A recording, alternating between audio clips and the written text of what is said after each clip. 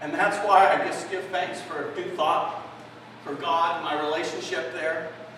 As I have no idea how to battle this. Because as I look at Liberty, and I see her at 19 months, that she's come into this family. And it's hard not to think of your own self. You ever done that around children? You put your own self in their life?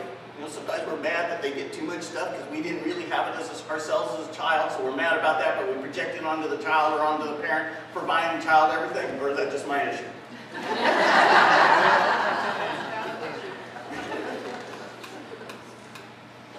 And I think all these people that say, you know what, you choose your parents because you come into their family for the lessons you need to learn.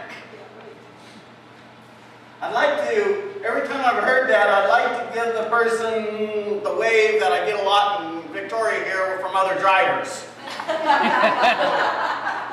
And you know, when I first got up here, I thought they were showing number 1. They saw my license plate and said, number 1, we're really glad you're here. And it wasn't. It was the middle finger. Anyway.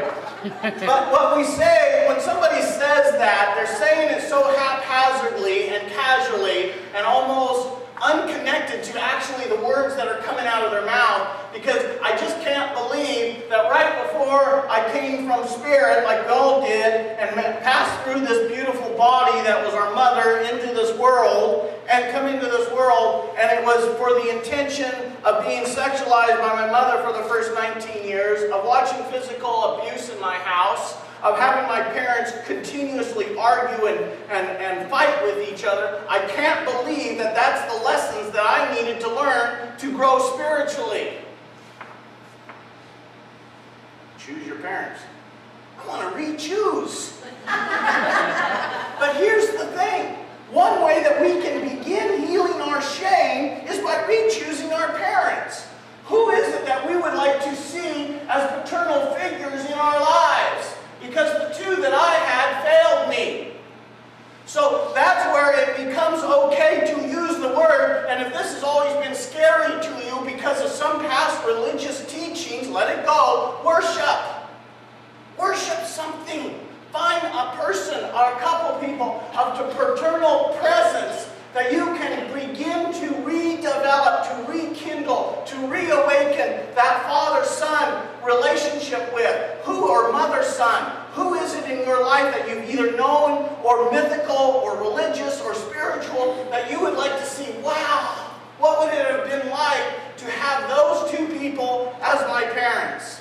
You know who I love? Dr. King and Mother Teresa.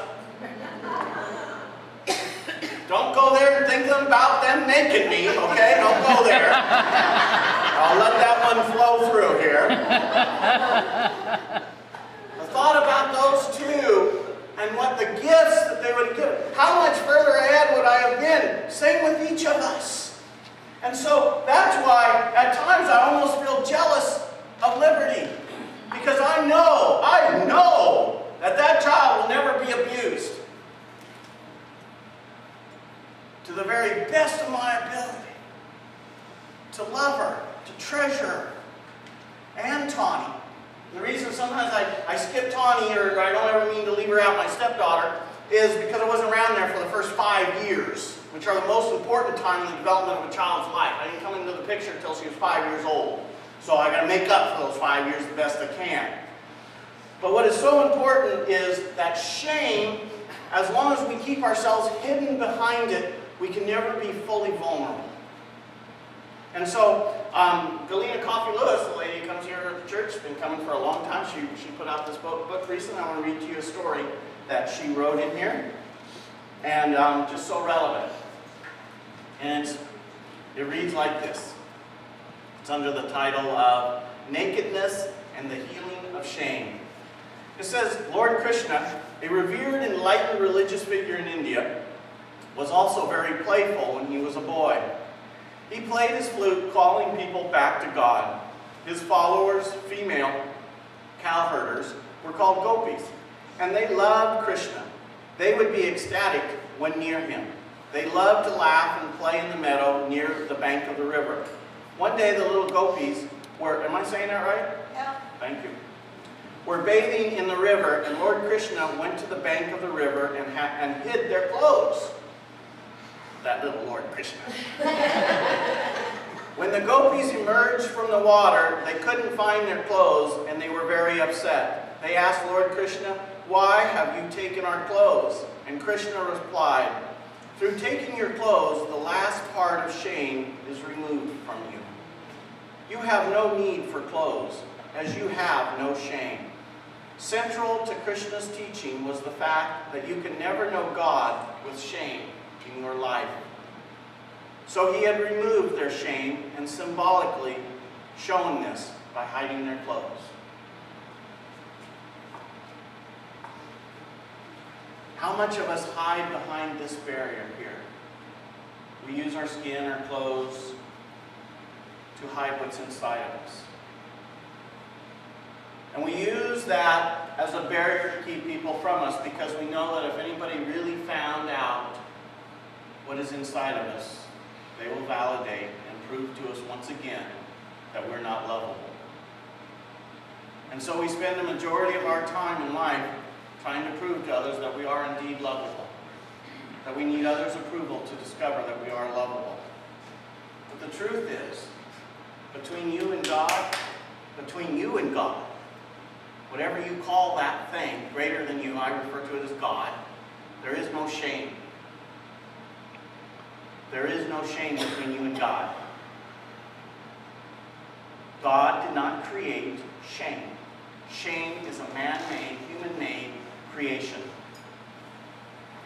So, since it's not spiritually made, the only place that it can be held is within ourselves and between ourselves and another.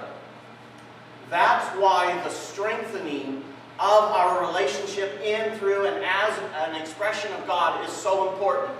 Because the stronger we are there, it will then always give us that idea, that concept, that experience that we can go within and find a place and retreat away from every other place where we may have shame and be absolutely immersed in that beautiful acceptance. Beautiful acceptance.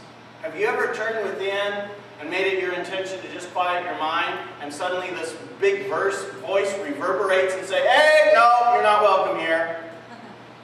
Has anything ever stopped you from turning within other than yourself? That's it.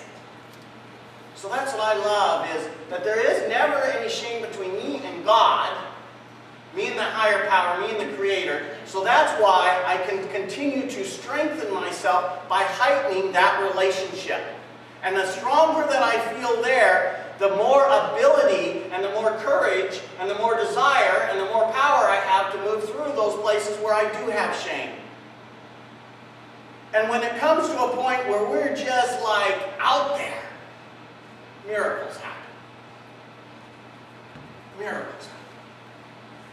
And if I could wave a wand for a moment.